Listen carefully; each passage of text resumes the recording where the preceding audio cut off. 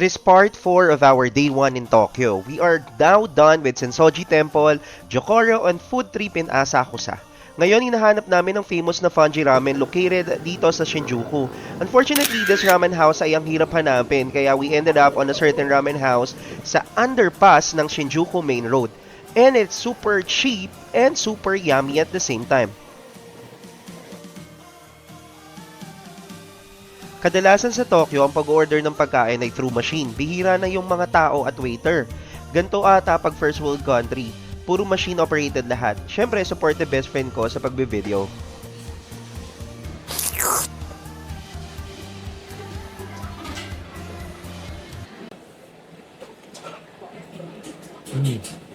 The broth. Ang sarap ng sabaw. Noodle, let's see.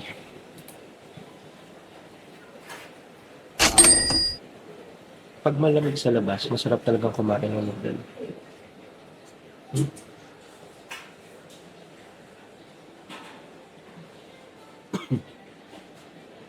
This is chicken ramen. Chicken.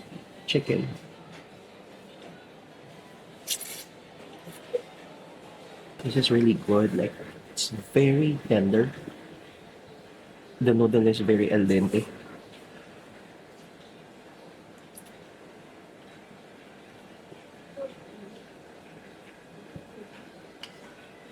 Parang may kasama siyang pagmamahal nung gumawa.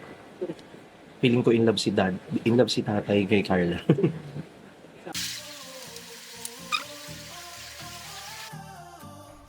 And nagsimula na nga ang nightlife. So after naming mag-Shinjuku ay nagpunta kami ng Shibuya to have some shopping and tambay. Nagpalipas din kami ng oras sa Starbucks sa Shibuya while waiting for Johan.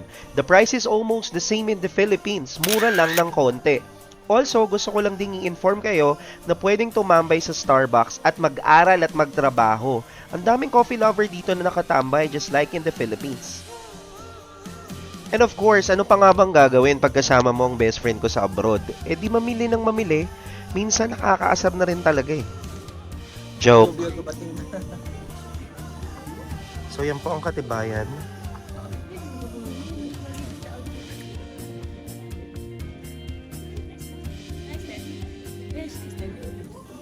Nope. That one is nicer. Nope. I don't like that.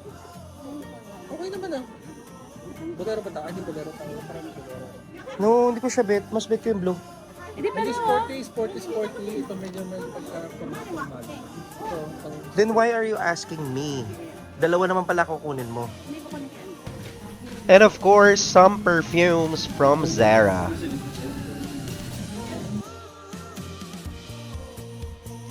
After some mini shopping, so we have decided to have our final stop in one of the famous inuman and tambayan sa Shibuya and other part of Tokyo, and that is Torikizuku. This is one of the cheapest inuman where you can buy anything at 123 pesos per order. It depends on the conversion rate, of course, but basically this is one of the cheapest inuman place that you can visit here in Tokyo, Japan.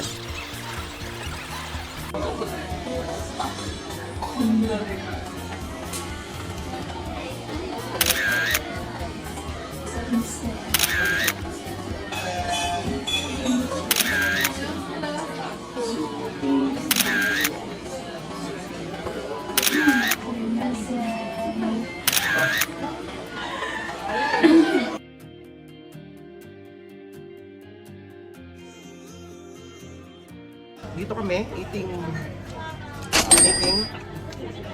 and drinking.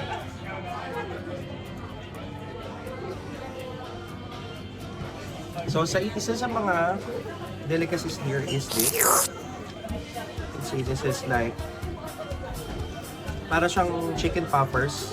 Popper. Problema sa PNF.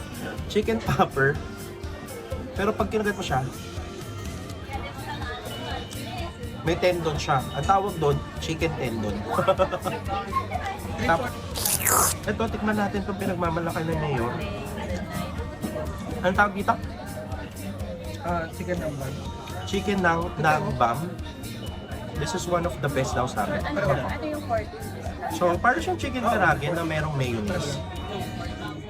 Ayun na, may mayo. May onion. Ito, white.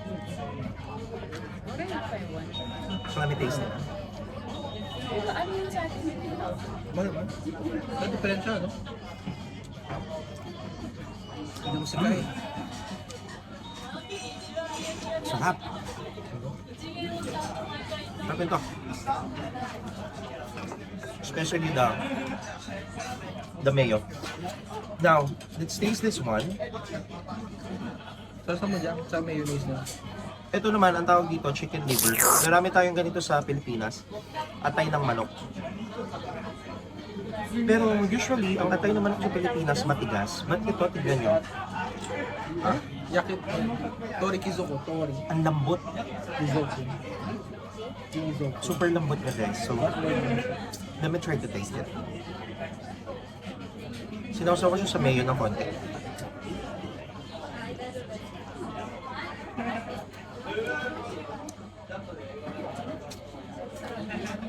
Mmm. Mmm. Natutunaw siya sa bibig. So malambot siya Kaya po man. compared doon sa mga atay sa Pilipinas. Lalo na yung mga atay ng mga adik dyan sa Pilipinas. Walang kalambot-lambot. Ang mga iron liver. Pero this one, it's very soft. Natutunaw siya sa bibig. Sobrang sarap. Yun. So, titikman natin to. This is like meatloaf na may cheese. Dito pa rin tayo sa Tori Kizuko. Tori Kizuko. So, let's taste this. Kung masarap talaga siya. Hindi tayo mapapaya. So, this is like this. Oh, yung ilalim. Sarap po. So, may halatang hindi meat. Ko correct mo ba siya? Mmm. Mmm. Nasa ako yung meat pero hindi ko nalasahan yung cheese. Wait lang.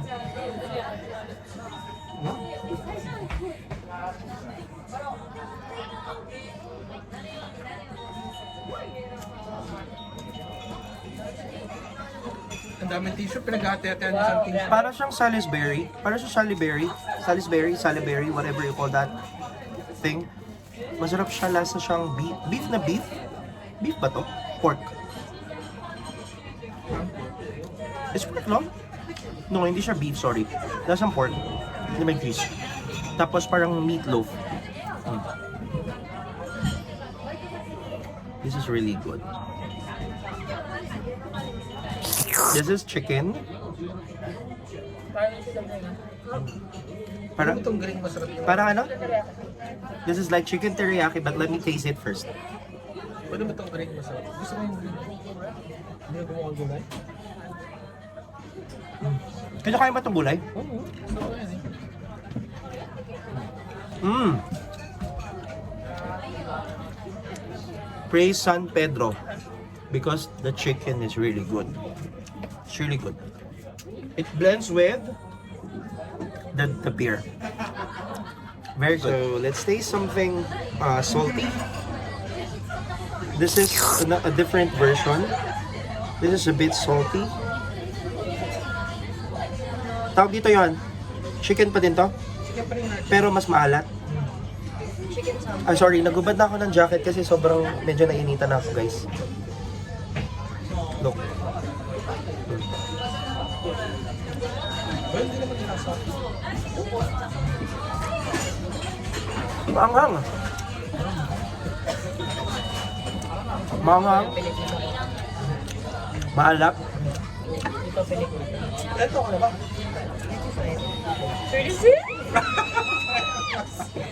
Mga 36. Ay, bitch, picture na pala ako ng solo. Mapaminta. Para, It's a bit para mag-take salty ako and ng spicy. But it's good. It's good. It's good for beer. Pero mas masarap yung nauna kasi yun yung una medyo matamis-tamis parang teriyaki. So after the beer, we will try the liquor plum.